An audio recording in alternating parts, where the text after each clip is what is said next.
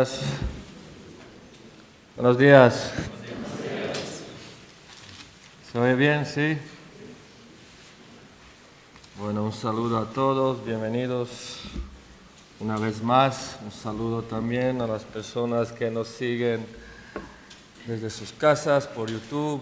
Buenos días, bienvenidos.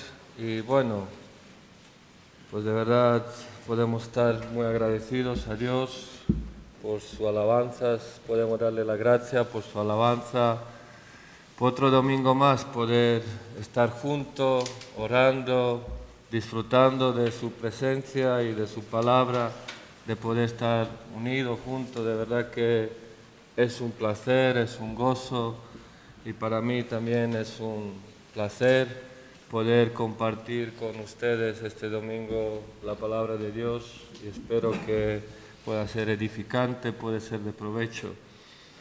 Y bueno, hoy vamos a seguir con Armonía de los Evangelios y comenzaremos con la serie que está hablando del ministerio de Jesús. Estamos terminando el ministerio de Juan Bautista y comenzaremos con el ministerio de Jesucristo. Y aquí abrimos en Mateo 3, versículo 13.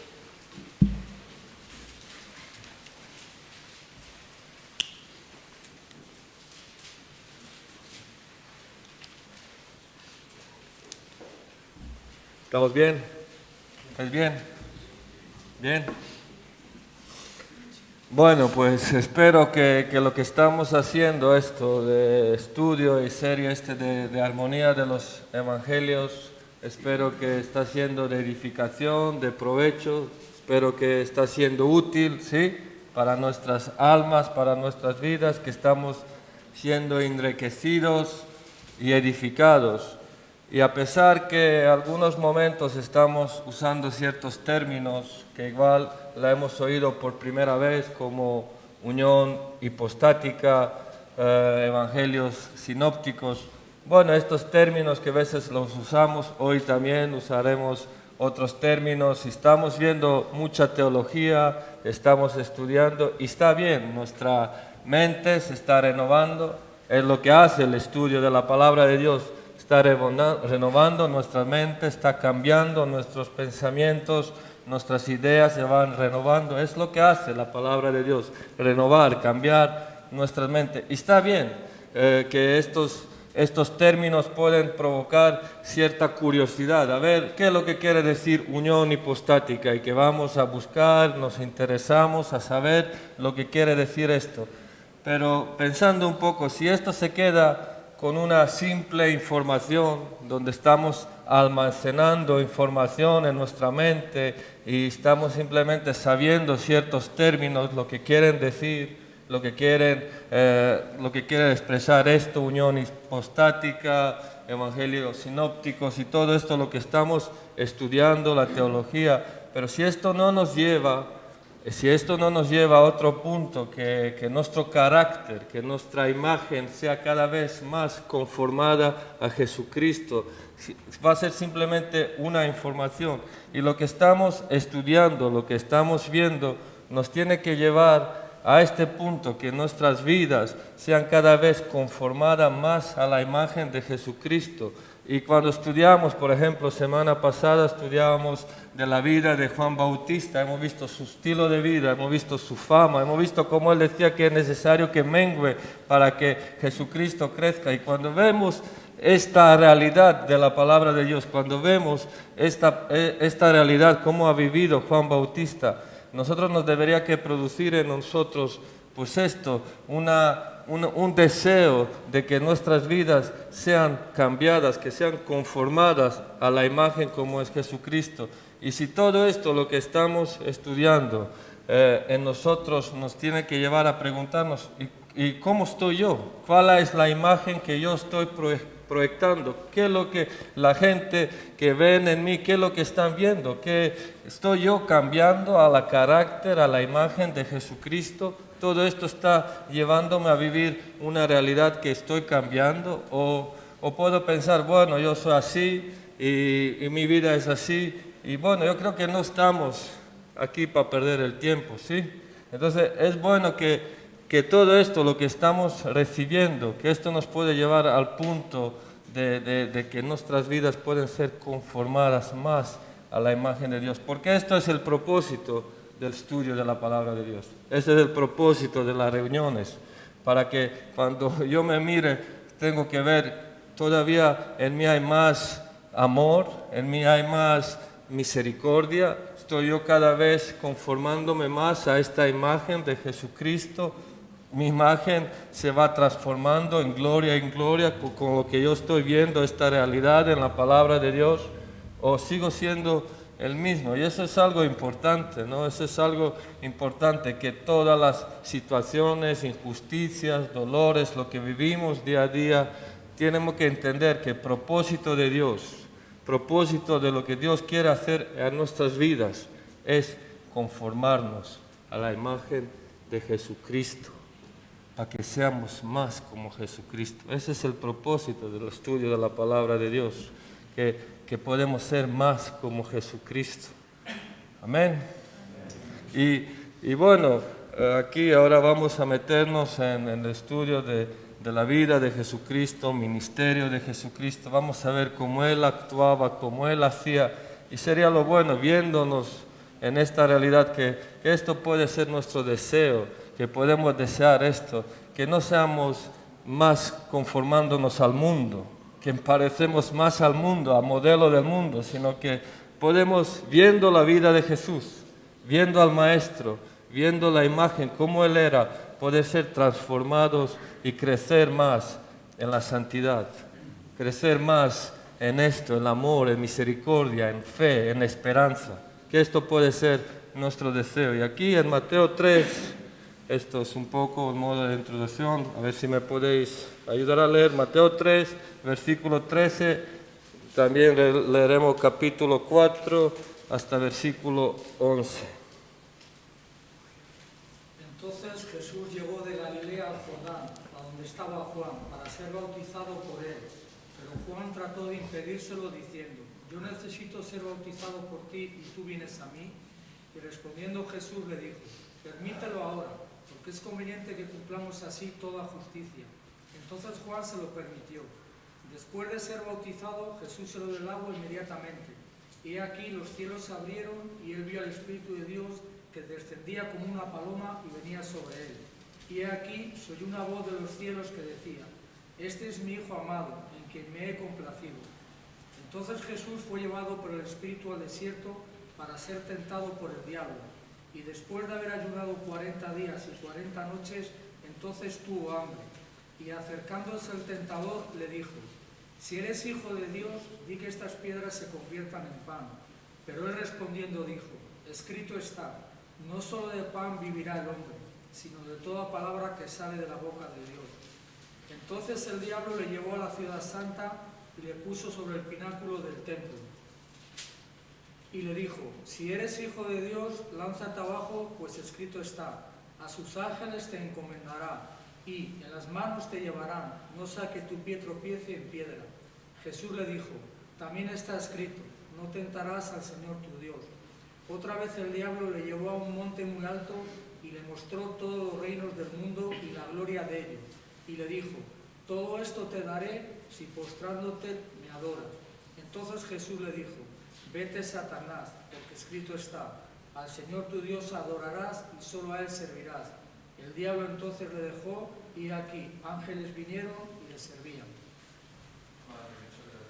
Y bueno, como hemos dicho, estamos en comienzo de ministerio de Jesucristo, estamos terminando el ministerio de Juan Bautista, él está terminando con su ministerio y aquí estamos viendo el comienzo del ministerio de Jesucristo. En Lucas también añade, en el Evangelio de Lucas, añade en medio de estas dos porciones las genealogías. Marcos también tiene otro punto diferente, pero bueno, vemos que tres evangelistas están relatando un mismo acontecimiento y prácticamente es el mismo sentir, la esencia del mensaje es la misma. Entonces, donde vamos a enfocarnos, vamos a estar aquí en Mateo. Y aquí estamos presentando un hecho único, estamos presentando un hecho único, estamos presentando el bautismo de nuestro Señor Jesucristo. Este bautismo de nuestro Señor Jesucristo no se puede igualar con ningún otro bautismo. Es el único, es un hecho único, inigualable, es específico, ¿no? Que no se puede comparar con ningún otro. Y también aquí vemos esta tentación, que igual no vamos a poder entrar en todo esto, pero sí que hay ciertas preguntas que nos pueden venir cuando leemos este pasaje. ¿Por qué Jesucristo se tuvo que bautizar? ¿Por qué Jesucristo tuvo que ir al desierto para ser tentado por el enemigo? ¿Cuál es el propósito del bautismo de Jesucristo y cuál es el propósito de la tentación de Jesucristo?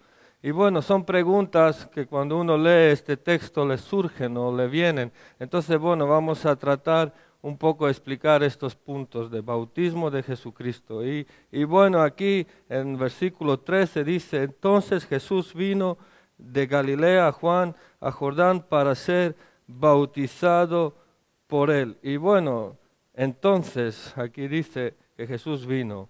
Entonces, ¿en qué tiempo estamos ahora? Creo que ya otras reuniones estábamos hablando un poco sobre esto. Estamos en tiempo donde Juan Bautista está bautizando mucha gente en el río Jordán. Él lleva meses bautizando ahí en el río Jordán y están viniendo multitudes. Aquí en versículo 5 de capítulo 3 dice, salió de él a Jerusalén toda Judea y toda la provincia de alrededor de Jordán, y eran bautizados por él en el Jordán, confesando sus pecados. Vemos que venían mucha gente que salían de Jerusalén, de toda Judea y de toda provincia de alrededor de Jordán para ser bautizados por Juan Bautista. Entonces la gente venía al río Jordán para ser sumergidos por Juan Bautista, confesando sus pecados, arrepintiéndose de sus pecados. Y también había esta clase de personas que también hemos hablado sobre ellos, que Juan les decía, raza de víboras, generación de víboras. ¿Quién nos enseñó a huir de la ira venidera? Eran estos tipos de personas, este género de personas, fariseos, saduceos, que venían a río Jordán simplemente a cumplir con un rito, cumplir con una tradición y creyéndose que de esta manera van a poder escaparse de la ira venidera. Y Juan le decía, dad frutos que están dignos de arrepentimiento, que se vea claramente que habéis cambiado vuestras vidas. Porque de bautismo también hemos hablado y vamos a tomar un poco de tiempo de hablar de bautismo. Bautismo, como hemos dicho ya, bautismo simplemente es una expresión, es un testimonio de lo que estamos dando, estamos confesando algo, lo que ya sucedió en nuestras vidas. Hay un cambio que Dios ya ha hecho en nuestro interior y bautizándonos, sumergiéndonos en el agua, lo que quiere decir que nos sumergimos en el agua, nuestro viejo hombre muere y nace, resucita un nuevo hombre. Es algo simbólico, nos estamos uniendo con la muerte de Jesucristo, sumergiéndonos en el agua y salimos del agua a una nueva vida. Eso es lo que simbólicamente representa el bautismo, pero el agua en sí no es milagrosa. Agua en sí no es un talismán, no es algo milagroso, no es algo que puede producir milagro. Agua es algo físico, entonces el agua no tiene sustancia para poder hacer milagro. Esto es simplemente algo que hacemos simbólico y no es algo de poca importancia. El Señor Jesús nos manda, es una ordenanza del Señor Jesús de que nos tenemos que bautizar, pero es una confesión de algo que ha sucedido en nuestros corazones. Estamos expresando, exteriorizamos lo que ha sucedido en nuestro interior. Y es un motivo de alegría, ¿sí o no? Cuando uno se bautiza, es un motivo de gozo, ¿sí? Bueno, aquí hay unos jóvenes cuando se bautizaron en nuestra iglesia, Claudia, no sé, él también se bautizó también. Ahora los nombres me se olvidan aquí de todos, perdón, Samuel, Mariana, los que se han bautizado, Sara también hace poco se ha bautizado y ha sido un motivo de gozo, de felicidad. Hacemos una reunión, se cantan alabanzas, hay una felicidad, hay un gozo, es un motivo de alegría, que uno toma esta decisión para Cristo. Y en nuestra iglesia nosotros no creemos en bautismo de los infantes, nosotros no bautizamos a los niños, nosotros creemos en bautismo cuando uno tiene una edad para poder tomar la responsabilidad que tiene la conciencia delante de Dios, es cuando se puede bautizar, es respaldando un hecho que ha sucedido en nuestras vidas, toma esta decisión. Y cuando uno toma esta decisión, nosotros nos alegramos, es un motivo de gozo que uno ha decidido tomar este paso, es un motivo de alegría, que uno viene a formar parte de la familia, de la iglesia de Cristo, que uno es miembro de esta iglesia, del cuerpo de Jesucristo, y es un motivo de mucho gozo y de mucha alegría.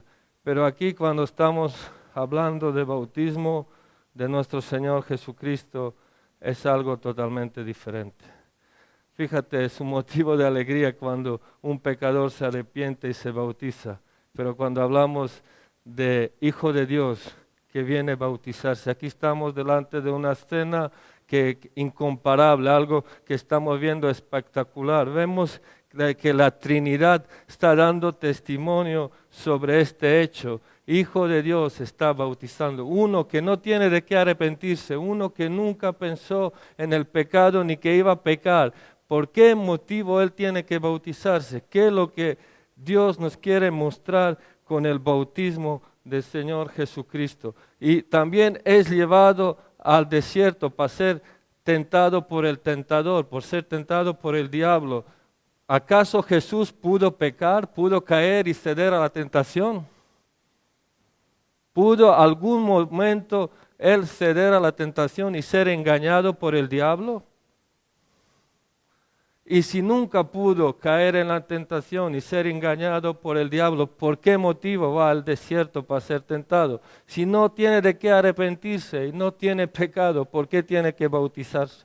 ¿Cuál es el propósito? ¿Qué es lo que Dios nos quiere mostrar en esta porción de la Biblia? ¿Qué es lo que tenemos que ver? ¿Qué es tan importante que desde el cielo hay una voz que está diciendo, este es mi Hijo amado en quien tengo complacencia? Y vemos la paloma en la forma, Espíritu Santo en la forma de paloma descendiendo, dando testimonio de este hecho. ¿Qué es lo que Dios nos quiere mostrar con el bautismo de Jesucristo y de su tentación?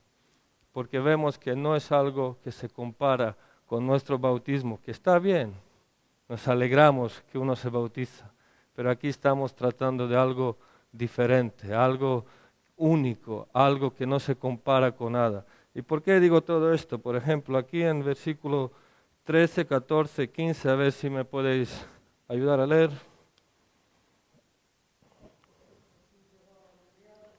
A donde estaba Juan para ser bautizado por él, pero Juan trató de impedírselo, diciendo, yo necesito ser bautizado por ti, y tú vienes a mí. Y respondiendo Jesús le dijo, permítelo ahora, porque es conveniente que cumplamos así toda justicia. Bueno, entonces, ¿qué es? ¿Por qué se tiene que bautizar? ¿Es simplemente para darnos ejemplo a nosotros? ¿Es simplemente para acreditar lo que Juan está haciendo? ¿O hay algo más sobre todo esto? Y también de esto es lo suyo que podemos pensar que no podemos hacer una dogma, que esto tiene que ser así, que uno se tiene que bautizar, luego recibe el Espíritu Santo y es llevado al desierto para ser tentado. No es una dogma. Y también sabemos que hay otras gente que piensan de otra manera sobre el bautismo y los respetamos. Igual yo puedo estar equivocado o ellos pueden estar equivocados. Lo malo sería cuando nosotros diríamos que bautismo es necesario para la salvación. Bautismo no es necesario para la salvación. La salvación está en Cristo Jesús. No podemos añadir nada a la salvación. Esto sí que sería la herejía, pero como es una cosa que no vamos a quitar la importancia tampoco al bautismo. Bautismo es algo importante, es algo que el Señor Jesús ha ordenado. Entonces no le quitamos la importancia, pero sí que hay gente que piensan de otra manera y lo respetamos. Y no es una herejía, porque cuando uno viene con otra cosa, le vamos a decir, no, este es un hereje, maldito. No, no. Hay gente que piensa de otra manera, nosotros los respetamos. Herejía sería si uno dice que bautismo es necesario para la salvación. Vemos en la Biblia, había gente que no se han bautizado y han sido salvas. Entonces, bueno, pero es una ordenanza y es algo importante. Y bueno, aquí vemos que Jesús aparece desde Galilea a Río Jordán,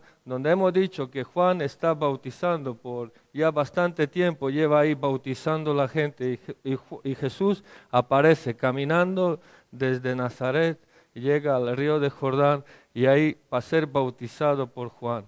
Y primer punto que veo interesante, aquí vemos después de 30 años que no sabemos nada de nuestro Señor Jesucristo. Tenemos un momento en el templo, pero hasta este momento, hasta 30 años, Jesús está en sombra. No sabemos nada de Él. La Biblia no nos da ningún dato sobre su vida, qué es lo que estaba haciendo Jesucristo. Entonces, primera aparición del Señor Jesucristo es con 30 años, aquí en una edad adulta. Y tú fíjate, ¿no? Viene a ser bautizado por Juan. Y hasta este momento no sabemos nada. Y lo que sí que es curioso, cuando con 12 años estuvo en el templo debatiendo con los maestros de la ley, él dijo que a su madre que él tenía que estar en los asuntos de ¿qué? De su padre, en negocios de su padre.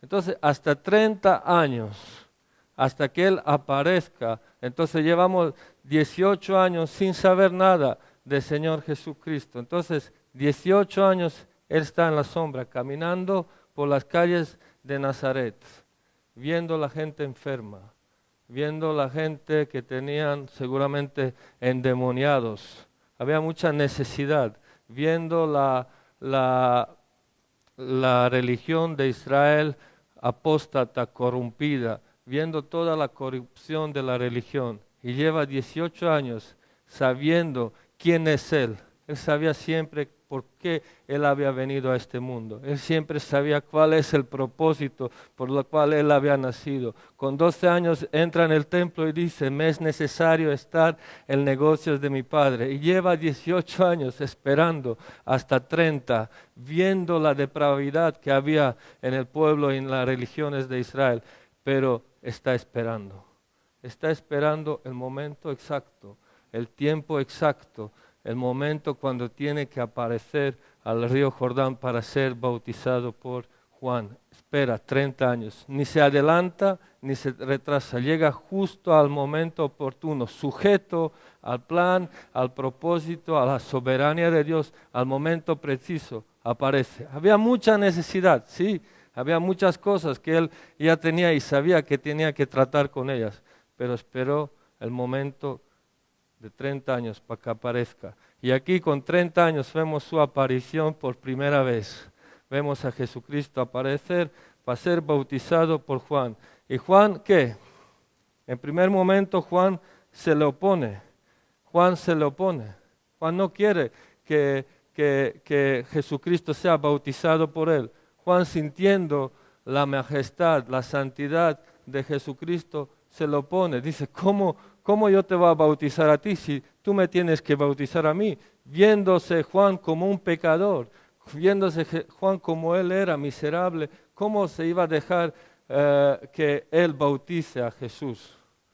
Y se opone, no entiende. Y muchas veces nosotros hay cosas que no entendemos y aquí hay cosas que igual no vamos a entender y hay que aceptarlas por fe.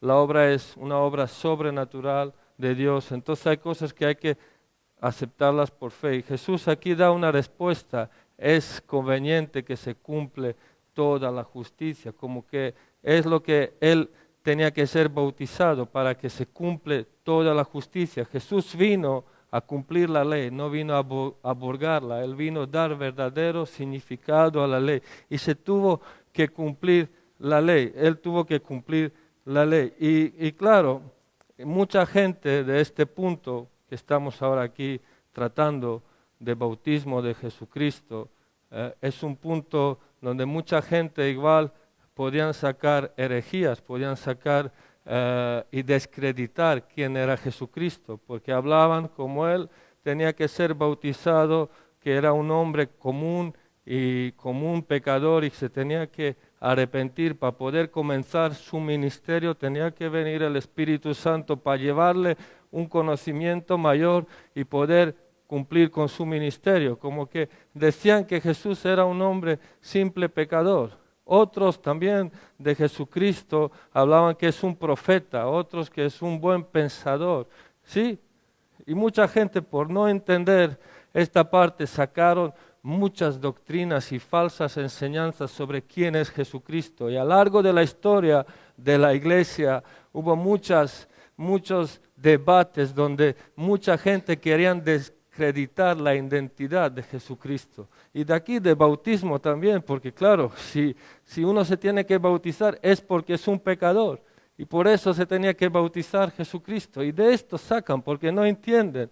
¿Sí? Y aquí mismo Juan se le opone porque no entiende. Dice, ¿cómo? Y le hace esta misma pregunta que podemos hacer tú y yo. ¿Por qué Jesucristo se tenía que bautizar? Y mi pregunta es de esta mañana, y eso es lo que quiero preguntar, ¿no? Es lo que me venía cuando estaba leyendo esto. ¿Quién es para ti Jesucristo? ¿Quién es para ti Jesucristo? ¿Quién es para ti Jesucristo? ¿Es un profeta? ¿Es un hombre que era un buen pensador? ¿Quién es para ti Jesucristo? ¿Es un hombre que ha vivido una vida recta, justa? ¿Es un hombre que revolucionó el mundo en aquel tiempo?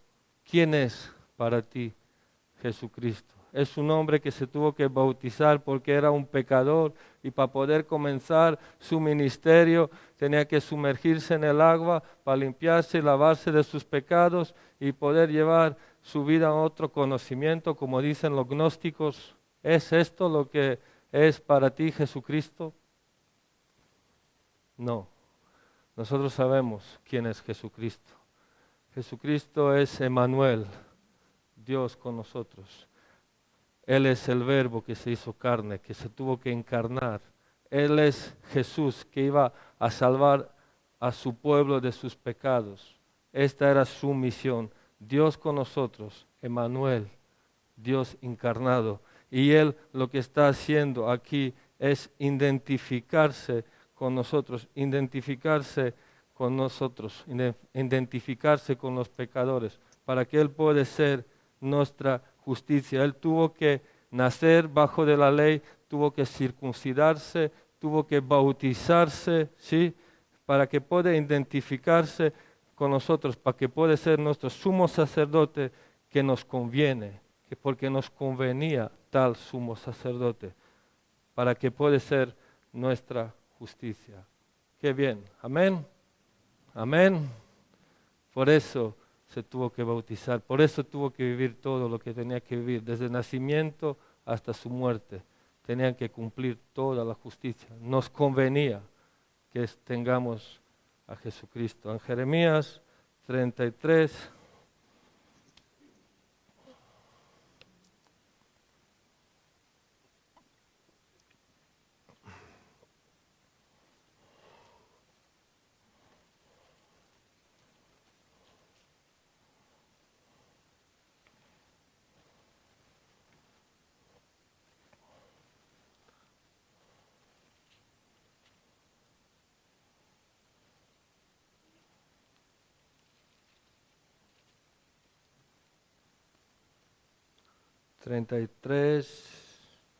Jeremías, a ver si la... 33, 16. ¿O no?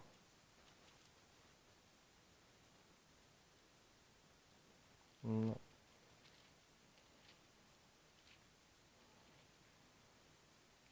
¿Sí? ¿Lo tenemos? Y Jerusalén morará segura, y este es el nombre con el cual será llamada: el Señor justicia nuestra. En aquel día, en aquel tiempo, como dice aquí en 15, haré brotar a David un renuevo Bueno, mejor que lo leemos en 14 también, hay un detalle. ¿No lo has leído en 14? 16, perdona. 14. Aquí vienen días, dice Jehová, en que yo confirmaré la buena palabra que he hablado a la casa de Israel y a la casa de Judá. En aquellos días, en aquel tiempo, haré brotar a David un renuevo de justicia y haré juicio y justicia en la tierra. En aquellos días, Judá será salvo y Jerusalén habitará segura y se le llamará Jehová, justicia nuestra. Jehová, justicia nuestra. Y Jesús, cuando andaba en esta tierra, Él pagaba los tributos, Él cumplía con la justicia, Él vivía una vida recta, Él pagaba los tributos, pagaba los impuestos. Él decía, cuando veía la moneda de César, dad a César ¿qué? Lo que es de César, pero dad a Dios lo que es de Dios, y de Dios es todo. Pero Él pagaba los tributos, Él cumplía con la rectitud, cumplía con la justicia, Él se sometía al gobierno que había ahí, Él pagaba los tributos al César. Dad a César lo que es de César. Y nos convenía tal sumo sacerdote, dije antes, porque si estamos pensando un poco en este punto del Señor, que Él es nuestra justicia, Jesús pudo nacer y morir, y con esto sería suficiente para pagar nuestros pecados, ¿sí? Sería lo suficiente, que hubiera nacido, hubiera muerto y esto sería pago de nuestros pecados. Posiblemente que sí, posiblemente que Dios podría hacer de esta manera, que Jesucristo nazca y que muera al momento y nuestros pecados, esto sería pago para nuestros pecados. Pero nos convenía y Dios quería que sea de otra manera, que Dios tuvo otra manera, que el Hijo tuvo que vivir una vida perfecta para ser nuestra justicia. Él tuvo que vivir una vida perfecta para poder ser nuestra justicia. Y cuando Dios habla hoy, hay una foto de una cruz donde hay un hombre que va con un saco. ¿La habéis visto esta foto? Vicente, tú la has visto, ¿no? Es la cruz y hay un hombre que lleva un saco lleno de sus pecados, lleno de sus miserias. Y este saco, ¿qué le está haciendo? ¿Qué le está haciendo? Le está, ¿cómo? Encorvando, aplastando. Y llega a la cruz y deja todas sus miserias, deja todos sus pecados. Y después de esto, ¿cómo sale? ¿Cómo sale? Recto. Y lo mismo en el libro de Peregrino también vemos cuando él sale de la ciudad de la perdición, vemos este saco como va aumentando, aumentando, aumentando y cuando llega a la cruz lo deja el pecado y sale en una nueva vida. Pero esto es todo lo que Cristo hizo en la cruz por nosotros. Esto es todo lo que representa la obra de la cruz por nosotros. ¿O hay algo más? ¿O hay algo más? Nosotros en este momento le imputamos nuestros pecados, pero con esto no sería suficiente. Los teólogos lo que sucedió en la cruz la llaman doble imputación. Doble imputación. Nosotros le imputamos nuestras miserias, nuestros pecados, pero Él nos imputa su vida. Nosotros nos apropiamos de sus méritos, su vida santa y recta y perfecta. Nosotros nos apropiamos de su justicia. Le imputamos nuestros pecados, nuestras miserias, les damos este saco de nuestras miserias y la llevamos en la cruz, pero Él nos imputa su vida recta, su vida que vivió bajo la ley, sometido o en obediencia, una vida perfecta. Nos apropiamos de sus méritos. Él imputa esta vida a nosotros, para que nosotros podamos ser legalmente justificados y podemos tener una posición delante de Dios apto para cuando Dios, cuando mira desde los cielos, no ve a un pecador, sino que ve a su Hijo Jesucristo, Jehová, nuestra justicia. Nos convenía que se cumple toda la justicia. Nos convenía que Jesús viva de esta manera, que viva esta vida, para que podamos ser justificados y legalmente justificados y aptos delante de Dios. Romanos 10, 1 hasta 2.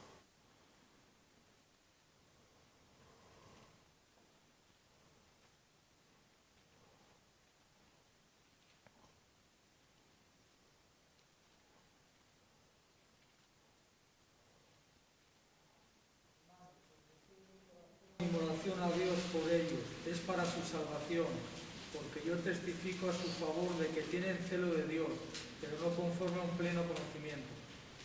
Pues desconociendo la justicia de Dios y procurando establecer la suya propia, no se sometieron a la justicia de Dios. Porque Cristo es el fin de la ley para justicia a todo aquel que cree. Muchas gracias. Pues aquí vemos dos justicias, ¿sí? Vemos una justicia humana y otra justicia divina. Vemos dos justicias. El pueblo de Israel rechazó la justicia de Dios, rechazó a Jesucristo, queriendo en su obediencia a la ley, querían establecer su propia justicia. Y hay mucha gente que hacen muchas cosas correctas, justas. Hay muchas cosas que hacemos y son correctas, son justas, está bien, ayudamos a los pobres, podemos pagar nuestros impuestos, pagamos, nos sometemos al gobierno bajo la autoridad y hacemos muchas cosas que son justas, que están bien, no está mal. Pero aquí dice que hay una justicia que es divina. Nosotros no nos podemos justificar y no podemos estar delante de Dios apto con nuestros propios méritos. Nuestras justicias son ¿qué? Trapos de inmundicia. El mismo Pablo decía que él era en cuanto a la ley irreprensible, en cuanto a la ley irreprensible. En 8º día fue circuncidado, fariseo de los fariseos, quiere decir que no hubo otro fariseo como él, irreprensible, pero dice, en cuanto él llegó al conocimiento y a la fe en Jesucristo, para él todas estas cosas que eran basura, porque se había hallado en Jesucristo, no en su propia justicia, sino en la justicia de Jesucristo, que es por la fe. Esta es la justicia divina que viene desde el cielo. Esta es la justicia cuando Dios mira desde el cielo, ve a su Hijo. Y nosotros lo que merecemos y el camino por donde nosotros íbamos es el camino hacia dónde?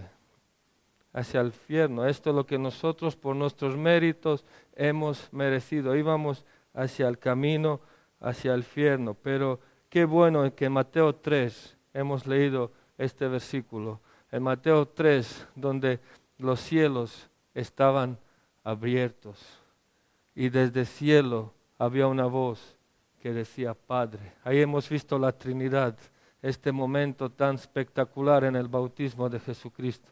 Y desde el cielo hay una voz que dice, este es mi Hijo amado, en quien tengo ¿qué? Complacencia, satisfacción.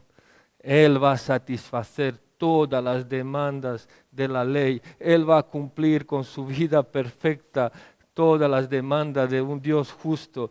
Y Él es el que justifica impío y Él sigue siendo justo porque en Jesucristo tenemos toda la complacencia, a Él oír, en Él está la satisfacción. Él es único que pudo satisfacer las demandas de la ley, es único que pudo aplastar y absorber la ira de Dios. Esto es en quien tenemos esta justificación. Esta es la justicia que nosotros necesitamos. Esta es la justicia divina. Por eso Jesús dijo a Juan Bautista, déjame, es necesario que se cumple toda la justicia. Conviene que esto sea así. Nos conviene que esto sea así. Y yo digo, fíjate qué especial, qué bueno, qué fuerte, ¿no? Porque si es por nosotros, si es por nuestros méritos, no tendríamos ningún acceso. Pero qué bueno es que Jesucristo, en Él tenemos toda la justicia. En 1 Corintios capítulo 5,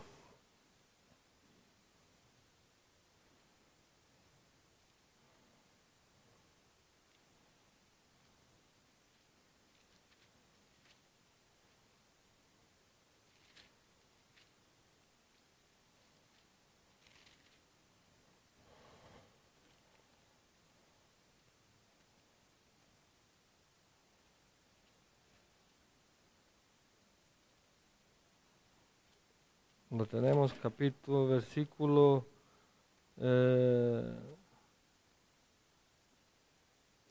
19 hasta 21.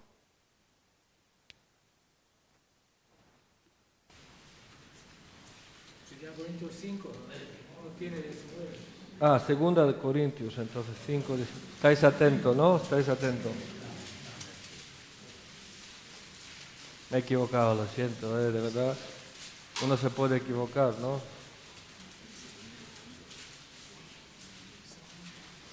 A saber que Dios estaba en Cristo reconciliando al mundo consigo mismo, no tomando en cuenta a los hombres sus transgresiones y nos ha encomendado a nosotros la palabra de reconciliación. En 20 y 21. Por tanto, somos embajadores de Cristo, como si Dios rogara por medio de nosotros. En nombre de Cristo rogamos, reconciliados con Dios. Así que no conoció pecado, por nosotros lo hizo pecado, para que nosotros fuéramos hecho justicia de Dios en él. El que no conoció pecado, por nosotros lo hizo pecado, para que nosotros fuéramos hecho justicia de Dios en él. En él, todos estos beneficios, todas estas bendiciones que tenemos en él.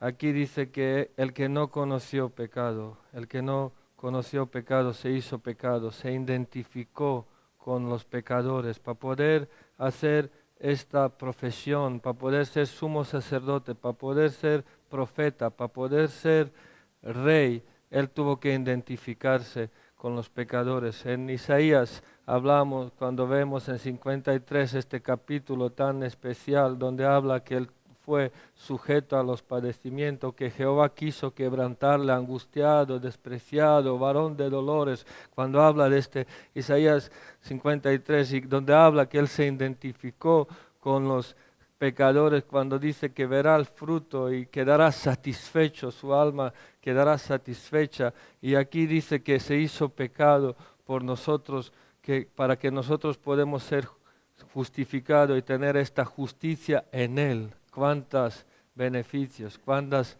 bendiciones, cuántos privilegios tenemos en él, en Jesucristo, que es nuestra justicia, que aquí se hizo pecado por nosotros, para que podamos ser justificados. Él se puso como este árbitro, Él es único mediador que nos puede reconciliar con Dios. Él es el que se puso como este hombre que vivió esta vida perfecta. No solamente el precio de nuestros pecados fue suficiente, solamente la cruz. La cruz fue el cúmulo de nuestra redención y resurrección, donde Él no está, Él vive, pero Él tuvo que nacer, tuvo que vivir una vida perfecta y luego tuvo que morir y resucitar. Esto fue el pago de nuestra salvación, una obra completa donde Él es sustituto perfecto, el que toma nuestro lugar perfecto.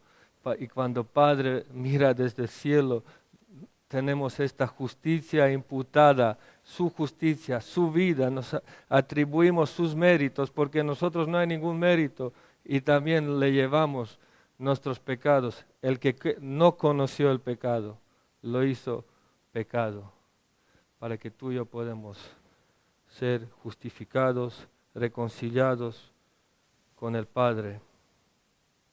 Qué bien, qué gozo, ¿no? Qué alegría, ¿sí? Qué noticias, qué maravilloso versículo que estamos observando y contemplando. Yo creo que esto es lo que debería que producir en nosotros, no sé, un ánimo, la obra que hizo Jesucristo, la obra que hizo, que no se bautizó, vale, claro, para comenzar un ministerio, no fue tentado solamente para darnos un ejemplo, para que nosotros vemos cómo tenemos que enfrentar las tentaciones. Allá hubo algo mucho más profundo, allá hubo algo mucho más alto. Cuando Él pasó por la tentación y Él se tuvo que autolimitar y llevar esto a un extremo porque podríamos decir, Él fue Dios, para Él fue más fácil soportar y pasar por esta situación, porque Él es Dios. Y nosotros, claro, cada vez cuando vemos una tentación cedemos, pero Él se tuvo que autolimitar, Él tuvo poder para cambiar las piedras en pan, pero se negó y llevó todo esto a un extremo para poder cumplir con toda la justicia, porque así nos convenía que tengamos tal sumo sacerdote, aquel que pudo semejarse en todo con nosotros, identificarse con todo, con los pecadores, y para poder comprendernos y ser este sumo sacerdote que nos comprende, que nos entiende. Qué bueno es. Entonces, bautismo y su tentación no es solamente un mero hecho, es algo único que es digno de admirar y de contemplar. Y aquí en Hebreos 2, versículo 10.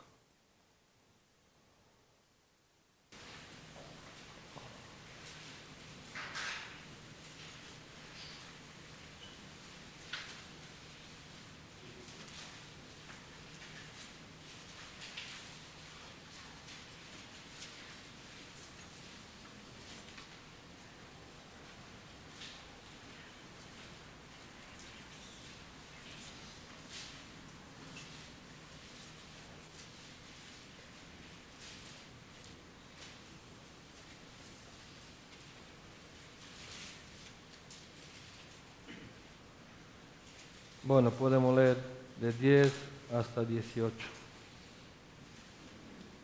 Porque convenía que aquel para quien son todas las cosas y por quien son todas las cosas, llevando muchos hijos a la gloria, hiciera perfecto por medio de los padecimientos al autor de la salvación de ellos. Porque tanto el que santifica como los que son santificados son todos de un Padre, por lo cual Él no se avergüenza de llamarlos hermanos, diciendo: anunciaré tu nombre a mis hermanos, en medio de la congregación te cantaré himnos. Y otra vez, yo en Él confiaré, y otra vez, he aquí yo y los hijos que Dios me ha dado. Así que, por cuanto los hijos participan de carne y sangre, Él igualmente participó también de lo mismo, para anular mediante la muerte el poder de aquel que tenía el poder de la muerte, es decir, el diablo, y librar a los que por el temor a la muerte estaban sujetos a esclavitud durante toda la vida, porque ciertamente no ayuda a los ángeles, sino que ayuda a la descendencia de Abraham. Por tanto, tenía que ser hecho semejante a sus hermanos en todo, a fin de que llegara a ser un misericordioso y fiel sumo sacerdote en las cosas que Dios atañe, para hacer propiciación por los pecados del pueblo. Pues por cuanto Él mismo fue tentado en el sufrimiento, es poderoso para socorrer a los que son tentados. Pues nos convenía, aquí dice que nos convenía tal sumo sacerdote, nos convenía un sustituto perfecto, un capitán vencedor, autor de nuestra salvación, semejante en todo, pero sin pecado, semejante en todo, pero sin pecado. Nos convenía tal sumo sacerdote que tuvo que vivir la tentación, tuvo que vivir y pasar por lo que tuvo que pasar en la vida. Ahora estamos en comienzo de su ministerio, en su bautismo, en su tentación, pero todo esto lo que tuvo que vivir y sufrir y pasar para ser semejante a nosotros, para poder, cuando oremos, cuando le busquemos, podemos entender que Él nos entiende, que Él comprende nuestra situación, que Él ha sido semejante en todo. Él naturalmente en su carne vivió todo lo que tú puedes vivir, toda la situación, todas las luchas, todos los problemas, las dificultades. Él nos comprende a la perfección porque en su naturaleza humana ha vivido todo esto y lo vivió de tal modo que fue sin pecado. Nos conviene un sustituto, un autor, un capitán, un vencedor, aquel que consumió nuestra salvación. Nos conviene tal sumo sacerdote. Y como dije antes, podemos pensar que para Él fue fácil porque era Dios, 100% Dios, 100% hombre. Para Él era fácil vencer al tentador y las tentaciones y las dificultades. No, Él tuvo que despojarse, él tuvo que negarse, tuvo que de alguna manera autolimitarse, es lo que quiere decir la kenosis, se tuvo que humillar de tal punto y llevar todo esto a un extremo donde venció sin caer en ningún pecado. Él es el vencedor. Y cuando vemos este cuadro de Hebreos que estamos leyendo, podemos pensar en la batalla cuando el pueblo de Israel estaba peleando contra los filisteos. Y ahí estaba saliendo el filisteo, el gigante, ¿sí? El gigante.